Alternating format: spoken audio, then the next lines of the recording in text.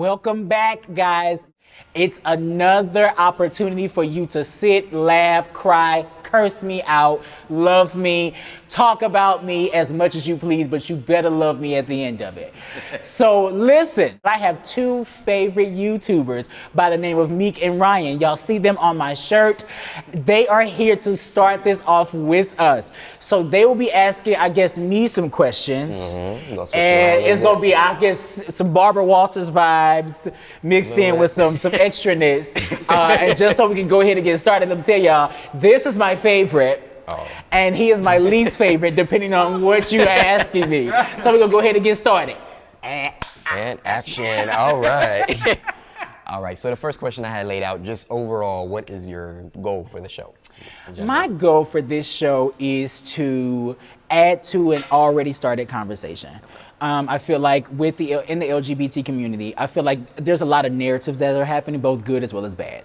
But I want to just add to that conversation by being as educational as possible, by empowering our community as much as possible, as well as entertaining them as much as I possibly can. I'm boring, but I think I'm sometimes funny. Not boring at all.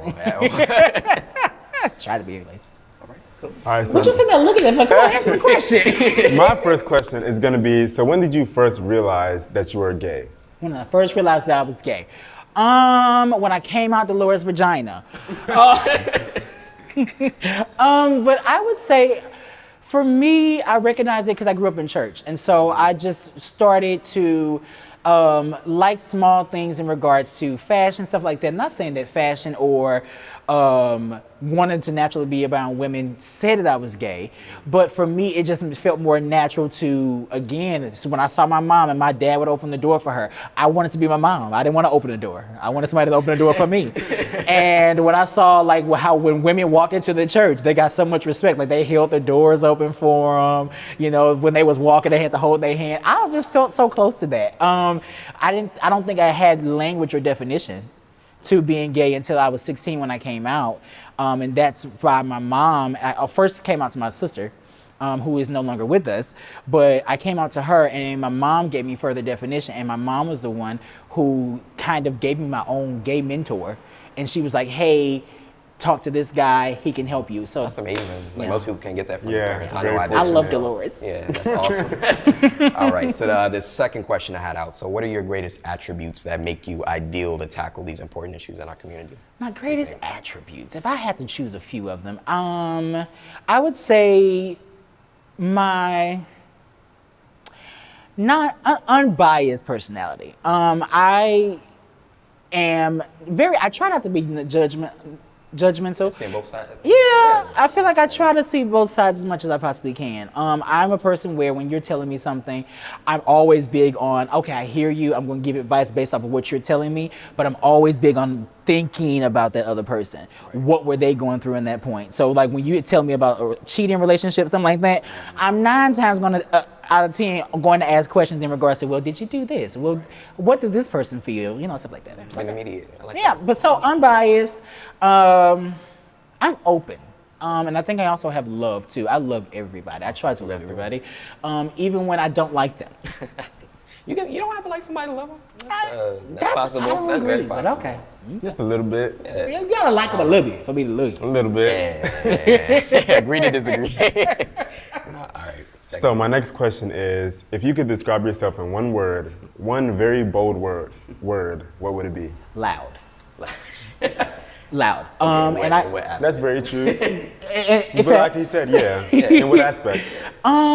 Vocally, I pride myself on being loud because I feel for so long the LGBT community, especially the gay community, people expected us to kind of be seen and not heard. They expected us to do things for them or help their image, things of that nature, but didn't want the spotlight to shine on us. So I'm always determined to be as loud as I possibly can. That whether it's in fashion, I will throw a heel on, a face on, really quickly. I don't feel that I should fit into a ideal of what people think gay is. I define what gay is for me. So that's why. Yeah, that's the one word I would give you. I'm loud. I like that. I really like that. I like it too. All right, so the third question I have, so what is the biggest issue that is closest to your heart in regards to our community, especially the gay black community? Identity. Again, in association with being loud, I think that we suffer from an identity crisis in our community. I feel like either we go to the extreme of trying to define it or try to brand ourselves in regards to what we feel like is acceptable, and we're not true to our authentic self. And then on the other end of that spectrum, we have the people who feel that sometimes that the closet behavior is still necessary. And so I think that that's near and dear to my heart, that people need to find their identity and be comfortable with that. You may not be as loud as I am, but you can be loud in a different way. So, yeah. Get that. I'm deep, y'all. I swear. Get some solid answers over here. On the spot, too. Right, see? So who is your celebrity crush? My celebrity crush. Yes. Male or female? Both. You know, I was gonna say male. Oh, don't hold me in the box. Celebrity crush. That changes. Start with the female. Female. Nia Long. Oh, she's fine. Yeah, Nia Long. I think that because she just has so much grace to her, and she just has this natural youthful like energy that I like. Males, that really does change a lot. I'm just gonna be honest with you. But who is it right now? Who's it right now? I can't think. So let me tell you mine. Well, first it'll be you. When I'm we about to become say, honey, you better start there first. It's always gonna be you. But I would start off with Trey Songz. Why? To be He's honest. fine. He's not cute. Anyways. So who's yours? I don't have one. Like you said, mine fluctuates. Yeah, it's like it changes. It's the day of the week, honestly. See, day of I'm the more week. personality What's driven. going on? I'm more personality driven. I don't like not this that energy. frequent, not that frequent. I'm like I'm personality driven. So, and I'm like energy driven. So even if you're not attractive, it's something about you that draws. Uzi Vert. What? That's different. I very different. love him. Oh my God. Uzi Vert. I would do nothing sexual with him, but we can definitely date each other. I like Oh that. Just my like, God. okay, if you can vibe, I'll take that Yes, too. and I'll take probably that. date or marry Chance the Rapper. Okay, that's different. Yeah. I feel like nobody He's looks political at him like that. me. Exactly, right. He's like political like me, so yeah. So you're trying to do that, so right? You guys could think together. All right, so next question I got. So what is the biggest challenge in the production process? I bet there's like a lot, but. Financing it. So I finance it all myself. So that can be difficult. It's moments, we're gonna be as candid as possible. It's moments where I go without. So I deal with repossession of my car recently. There's times I do not physically eat because I put my entire income into this show. So that to me, I think you said my sacrifice, right? What you asked Or me, what is the sacrifice? biggest challenge? Biggest challenge, yeah, is finances. That's a challenge for me. But I wouldn't change it. I believe that what I'm doing is needed. It's an investment. Yeah. And so, yeah. Awesome. Y'all make me cry over here, girl. Come on. Sorry, I'm trying to We're here for you. All right, so now that your brain's warmed up, I got a little weird question here. So, so if you could be any tree in the world, which one would you be and why? See, I don't know trees that well. So, whichever tree, I don't know the name of it. So, whatever tree has the strongest roots. Okay. The reason I say that is because I see myself as the foundation of every relationship, whether it be intimate or friendship, as well as in my community. I feel in the Black as well as the gay community, I feel like I provide stability to people. I feel like once you come into contact with me and you partner with me in any area of your life or my life, I am destined in some sort of way to be that strong foundation, to be unwavering. That's very true. That's I can feel it. Yeah. Since we've been here, I've been feeling it. Just getting closer and closer. Because y'all got to see me argue with my best friend and stuff like that. It's like a maternal instinct. Though. Yes, this is why these are my babies. Can I tell them a story? Sure. So, y'all, when I first had met them, right? I met them literally a few days ago. a couple days ago. But when I talked to them on the phone, I was like, y'all, I want y'all to be my kids. Because like these are like my kids. They still haven't said yes to me. I feel like we have. And You have a shirt on. but we claim these are like my kids, and so I fell in love with y'all because y'all were so authentic and so real to who y'all were. And for me, I saw so much of what I want in a real child in y'all. And just being open and honest and authentic and not giving a hell about what people say. So yeah. Hey man, because I don't. I know, I'm working on it, but yeah, we getting there. All right, let's see. So I'm I gonna think say, y'all it's take my this turn, real right? slow. Right? I'm trying to go. Jesus. Let's go. All right. So what growth would you expect to see in the show by the end of like a year approximately? I think everyone organically would want me to say subscribers. I want my subscriber count to go as slow as possible.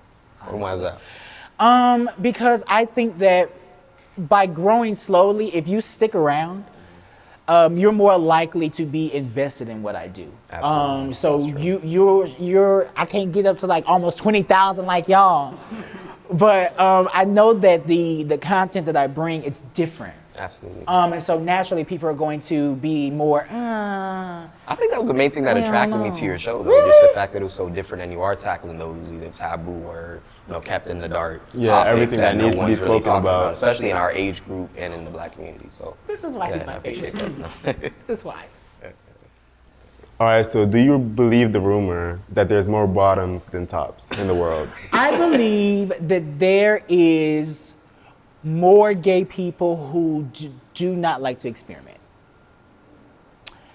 You want me to expound on that? Your Yes. face is confused.